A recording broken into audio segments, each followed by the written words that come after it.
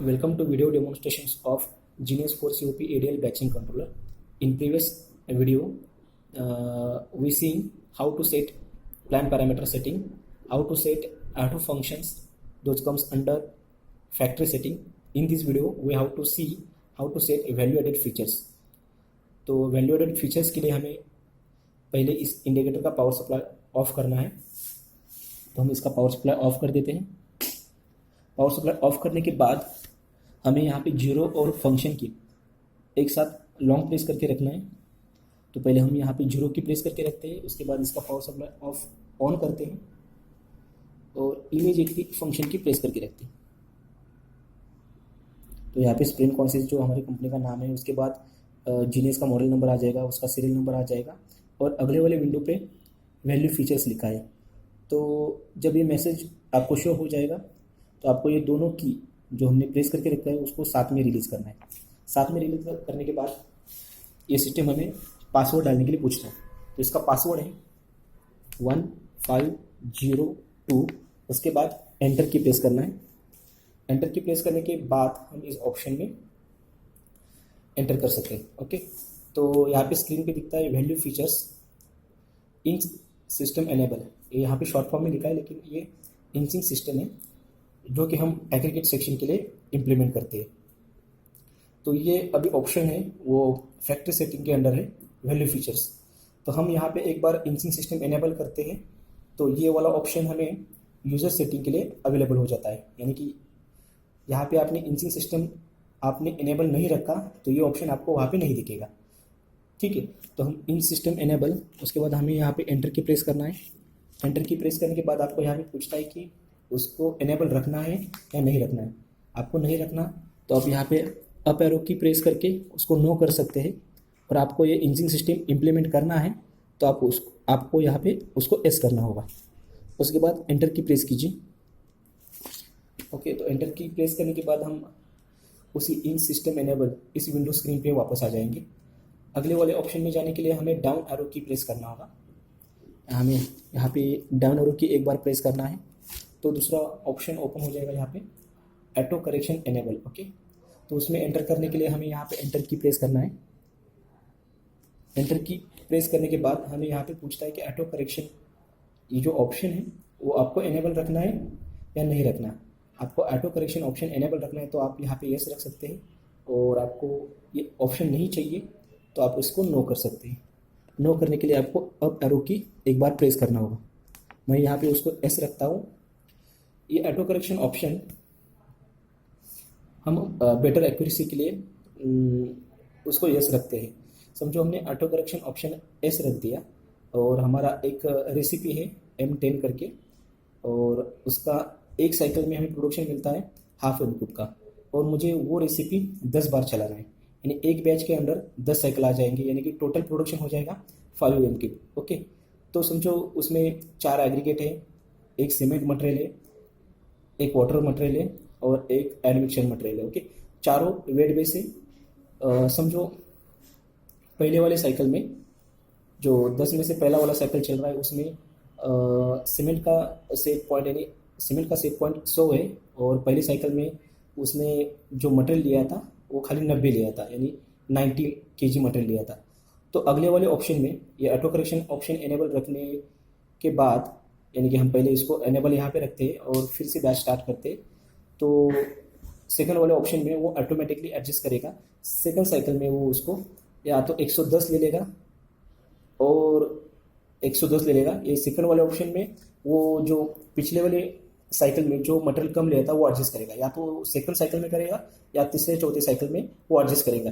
लेकिन at the end of that cycle, वो पूरा साइकिल होने के बाद, यानी 10 के 10 साइकिल होने के बाद आपको वो एक्यूरेसी मेंटेन होती दिखेगी यहाँ पे। तो हमने यहाँ पे ऑटो करेक्शन ऑप्शन यहाँ पे एस रखा है। उसके बाद एंटर की प्रेस कीजिए। एंटर की प्रेस करने के बाद हम जो प्रीवियस विंडो स्क्रीन था उसी ऑप्शन पे वापस आ जाएंगे। आपको नेक्स्ट ऑप्शन में जाना है तो आपको यहाँ पे डाउन की प्रेस करना है, डाउन एरो की एक बार प्रेस करना है। Okay, print percentage variation. Okay, उसके बाद आपको यहाँ पे एंटर की प्रेस करना है। यहाँ पे पूछता है प्रिंट परसेंटेज वेरिएशन आपको एस रखना है या नो रखना है। हमने यहाँ पे उसको एस रख दिया तो ये ऑप्शन हमें प्रिंट के अंडर ओपन होता है, जो यूज़र सेटिंग के लिए है।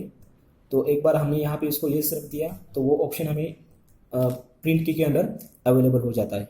ओके, तो ये प्रिंट परसेंटेज वेरिएशन ये ऑप्शन हम इसलिए रखते हैं ताकि हमारा जो बैच का जो रिकॉर्ड है, कितना साइकिल हमने चलाया, कितना सेट पॉइंट था, कितना अचीव किया, और बाद में टोटल में कि समझो मेरा सीमेंट का सेट पॉइंट 100 था और मैंने 5 साइकिल चलाया, तो 5 साइकिल में मुझे 500 अचीव होना चाहिए, लेकिन समझो मुझे 490 अचीव हुआ, तो कितना परसेंटेज वेरिएशन उसको मिला।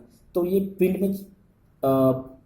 में आने के लिए हम यहाँ पे ये ऑप्शन हमने दिया है प्रिंट परसेंटेज वेरिएशन। तो आपको वहाँ पे पता चलेगा कि कितना वेरिएशन उस सेपरेट यानी स्पेसिफिक गेट के लिए मिला है, स्पेसिफिक मटेरियल के लिए मिला है। ओके, तो हम यहाँ पे प्रिंट परसेंटेज वेरिएशन यस रखते हैं। उसके बाद आपको एंटर की प्रेस करना है, डाउन एरो की प्रेस कीजिए तो हम अगले वाले ऑप्शन में जाएंगे। तो यहाँ पे अगला वाला ऑप्शन है प्रिंट डेट वाइज। ओके, तो हम यहाँ पे एंटर की प्रेस करते हैं। यहाँ पे भी आपको पूछता है कि प्रिंट डेट वाइज, हमने इस ऑप्शन को यहाँ पे यस रख दिया। तो जो भी बैच हम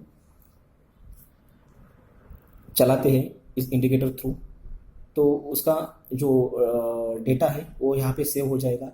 और समझो आपने एक स्पेसिफिक रेसिपी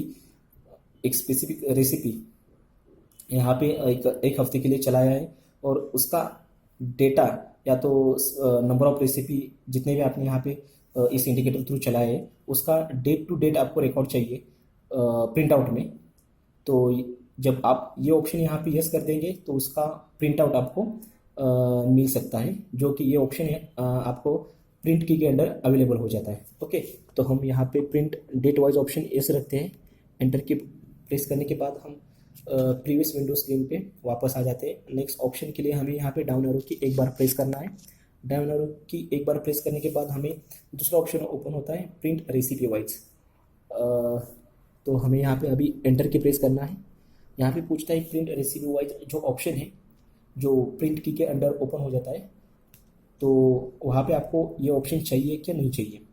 तो हम एक बार यहाँ पे उसको एस कर देते हैं तो वो ऑप्शन प्रिंट की के अंडर अवेलेबल हो जाता है। ओके, इसको नो करते हैं तो वो वहाँ पे ऑप्शन नहीं दिखेगा आपको। ओके, यानी कि जो रेसिपी है वो आप date to date specific recipe date to date उसका प्रिंट आउट निकाल सकते हैं। हम इसको यहाँ पे अभी एस रखते हैं।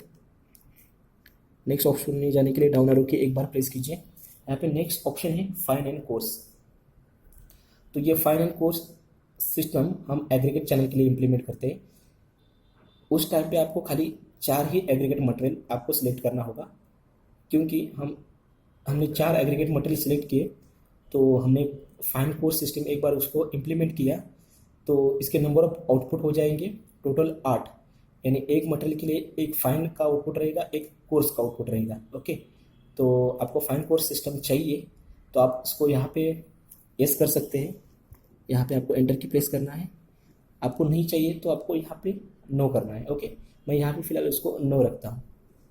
आपको यस करना है तो आप यहाँ पे अप एरो की प्रेस करके उसको यस कर सकते हैं, यानी कि वो ऑप्शन चेंज कर सकते हैं। मैं यहाँ पे नो रखता हूँ। उसके बाद आपको यहाँ पे एंटर की प्रेस करना है। डाउन एरो की USB एनेबल, यानी यहाँ पे CPU कार्ड पे एक USB पोर्ट अवेलेबल करके दिया है, तो वो पोर्ट आपको एनेबल करना है। यानी कि आपने इसको पेन ड्राइव लगाया और इसका जो भी डाटा है आपको इस इंडिकेटर के अंदर जो बैच का जितना रेसिपी बनाया है उसका आपका डाटा उसमें आपको डाउनलोड करना है, तो उसका एक्सेस उस पोर्ट थ्रू आपको चाहिए। तो आपको यहाँ पे USB एनेबल एस करना होगा। एंटर की प्रेस कर दीजिए। यहाँ पे USB एनेबल एस यहाँ पे नो कर दिया तो उसके थ्रू आपको उसका एक्सेस नहीं मिलेगा। मैं यहाँ पे एस कर देता हूँ। ओके, तो ये सारे ऑप्शंस हमने वैल्यू एडेड फीचर से अंडर जो भी थे हमने 1 बाय 1 यहाँ पे देख लिया। उसके बाद आपको यहाँ पे एस्केप की एक बार प्रेस करना है। ESC जो शॉर्ट फॉर्म में इस की के ऊपर लिखा है, वो एक बार प्रेस करने के बाद हम मेन स्क्रीन पे वापस आ जाएंगे जहाँ पे लिखा है ready to start main mode. Thank you.